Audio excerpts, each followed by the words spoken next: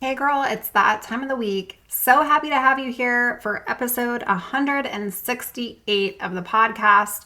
We're talking the top 15 reasons that maybe you're stuck in your eating disorder behaviors right now. And I'm going to challenge you to think about your recovery roadblocks. What are they? As I talk about these 15 reasons that you might be resisting recovery, get real with you and think about, are any of these reasons that you feel apply to your life right now? Reasons that you feel you're trapped right now? Because we have to identify it in order to face it. I want you to grab a notebook and a pen today. I'm going to go through this episode and share these 15 reasons that you might be experiencing a recovery roadblock. You'll want to jot them down. Let's get to it. Hey girl, welcome to the Her Best Self podcast. I'm Lindsay Nickel, former competitive figure skater and perfectionist, turned God-led imperfect boy mom and digital CEO. If you find yourself constantly thinking about food and wondering if you'll wake up one day free from the obsessive thoughts and behaviors controlling your life, then I've created this podcast for you. Because I know exactly what it's like to be a downright hot mess, trapped in a destructive cycle of disordered eating. I finally found freedom, and you can too, girlfriend. So if you're ready to heal your relationship with food and body and break the chains of control and show up in your best health, then grab your favorite Tarjay journal and let's get to it. So you can start living your best life as your best self.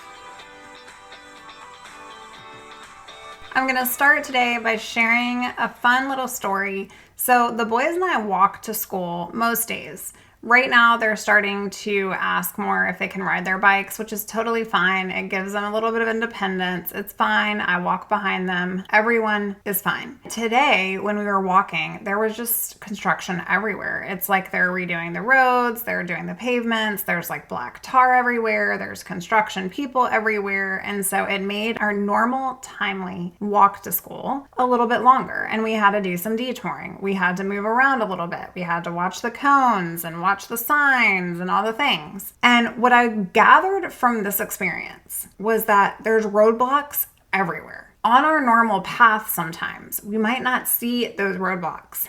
Today, those roadblocks were so present, like everywhere. How this ties to your recovery is you have to be able to identify the roadblocks that are present that show up very frequently in your life so that you can face them and you can conquer them. All we needed to do was find a different path to get to school. We got there, we arrived, and everyone was on time. But sis, when you're stuck with these roadblocks that you aren't even sure are roadblocks because you just feel like you're on this never-ending Ferris wheel, I want you to acknowledge that this isn't it for you. This isn't recovered for you. And yes, recovery is a journey. Yes, in recovery, there are twists and turns. But resistance is typical. And I don't want you to get stuck with roadblocks that are going to keep you trapped in the black tar where you could just find a better path to getting where you're headed. I want you to be asking yourself, do I have this recovery roadblock? And I'm going to go through the list of the top 15 roadblocks and reasons that you might be stuck. Okay? So stop resisting and keep persisting. I want you to think about that. Stop resisting in recovery and keep persisting so that you can get to the place of freedom, so that you can arrive to a life that you literally can only dream of. One where you're not focused on counting your calories and putting your dressing on the side. One where you're not focused on how much you weigh. One where you can enjoy the experiences and the relationships and the people in your life. I so want that for you. Let's go down this list of 15. Number 1, the fear of weight gain. This is the number 1. And it feels as if it's the worst thing that could possibly be for you in the moment. You can't imagine life in a normal relationship with food or liking your body. It seems super foreign and you're terrified to gain weight. It's totally normal, but I want you to know that sometimes we have to surrender just these feelings, these fears, to experience what could be around the corner for us. I had to do this in my recovery journey. I work with my clients one-on-one to do this in their recovery journey. I encourage you to think about, what is keeping me stuck right here, right now? Is it this glamorized fear of weight gain? What is the next right step for me to continue pushing forward? Number 2 is the loss of control. Eating disorders provide a false sense of control, sis.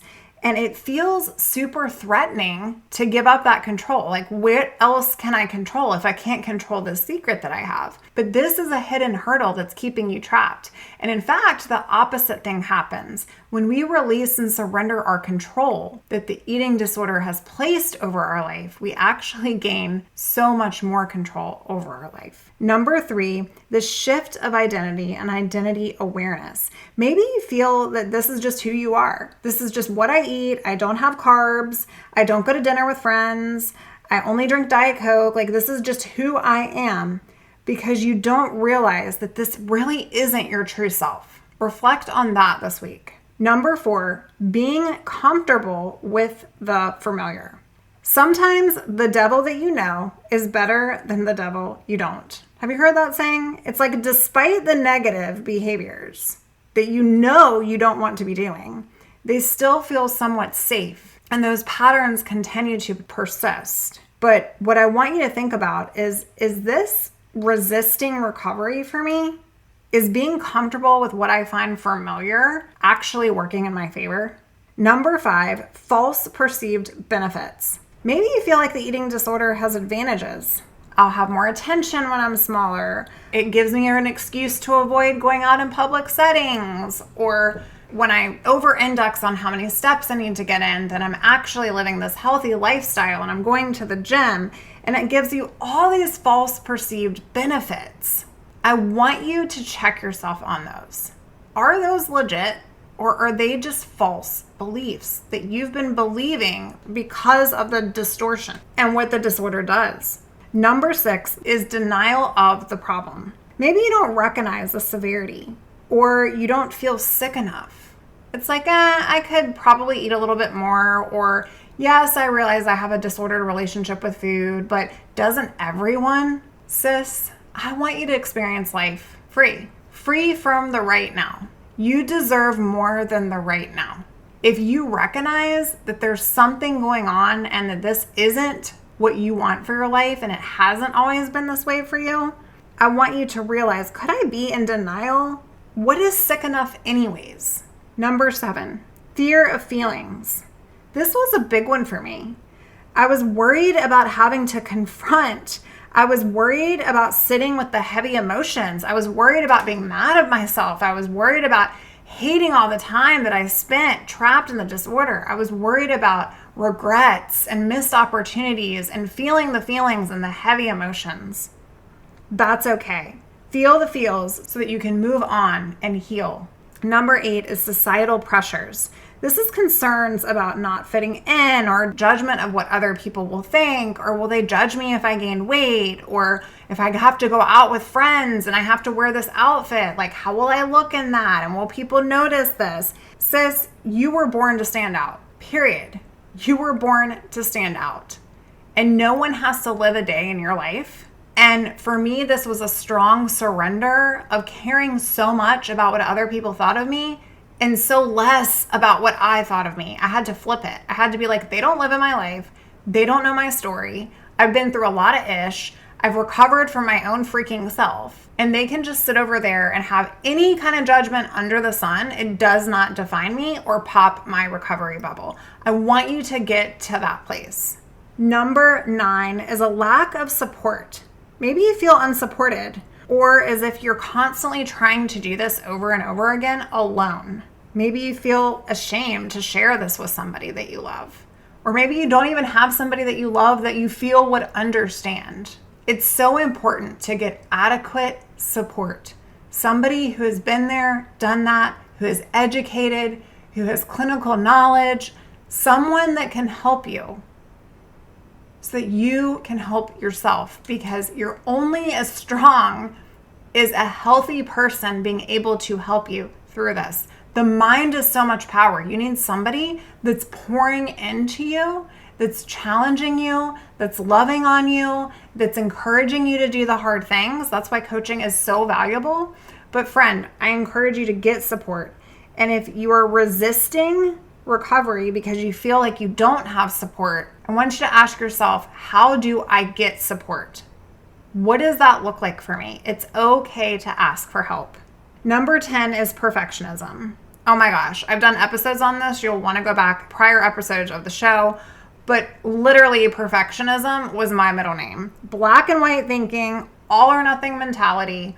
If you live in this place where it's, I either suck at recovery or I'm like full on and doing all the things and checking all the boxes, you are human. You are flawed. You're allowed to be flawed. You are not meant to be perfect.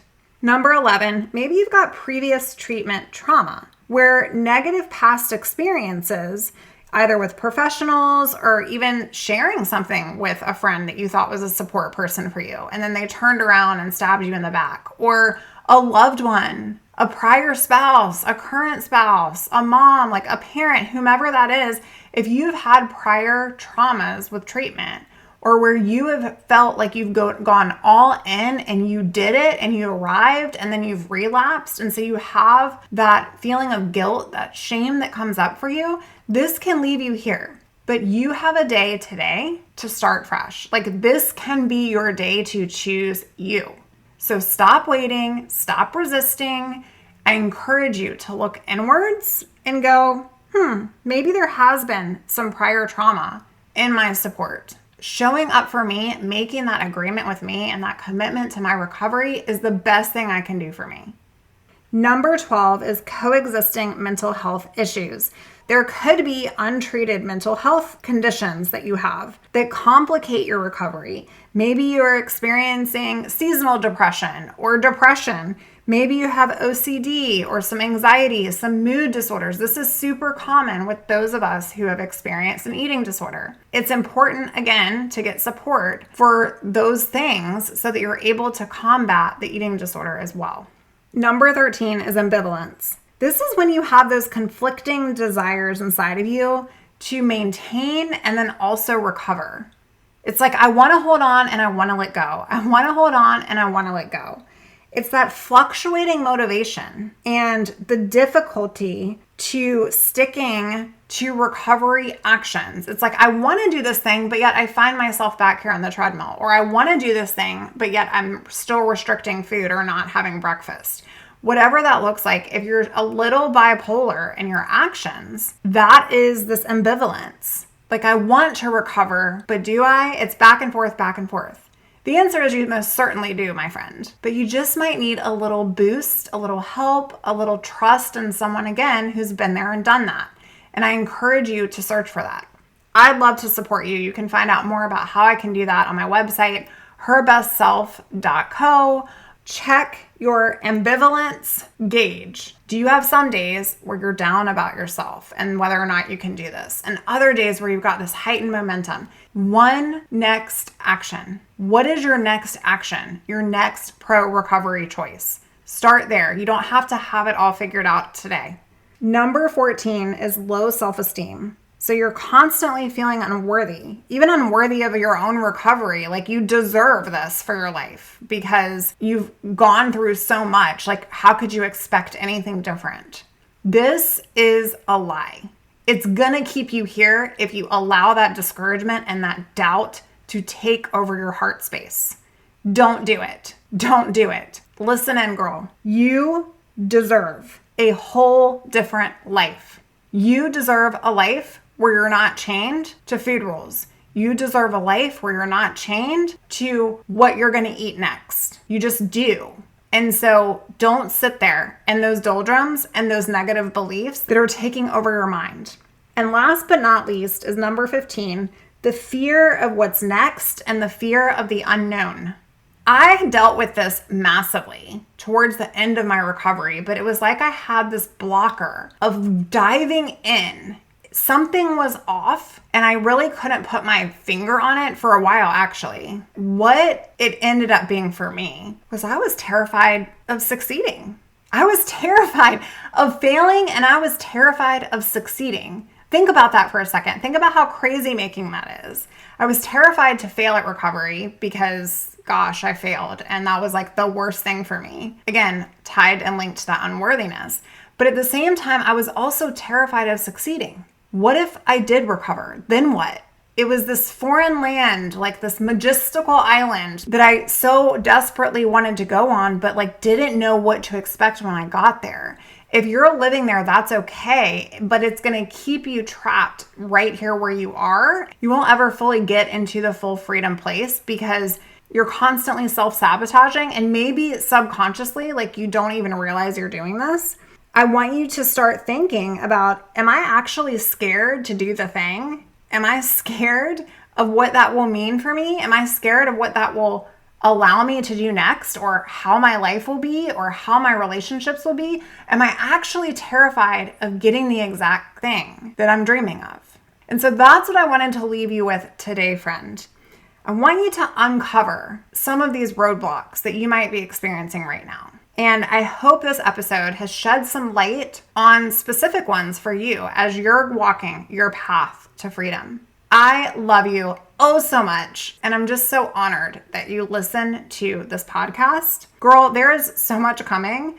There is so much coming, and I just cannot wait. I'm so passionate of helping you, of supporting you. And it's only because I dealt with so much in my own journey that I can't wait for you to experience this life. And yes, life is life. There's ups and downs and all arounds, right? But to think back on years and years and years of the struggle and never thinking that I could experience a life any other way, and then being able to come here on the show and share with you the goodness, not only of God and miracles and the grace and all of the things, but being able to hear the testimonies that women I have coached, lives that are being impacted just little by little by little. It's such a blessing for me. You are a blessing to me, and I'm so grateful for your listen. I encourage you to keep coming back to the show, keep sharing these episodes with friends and ladies that you love that are also struggling with these things. We need to get this voice out into the world. We need to get this mission out into the world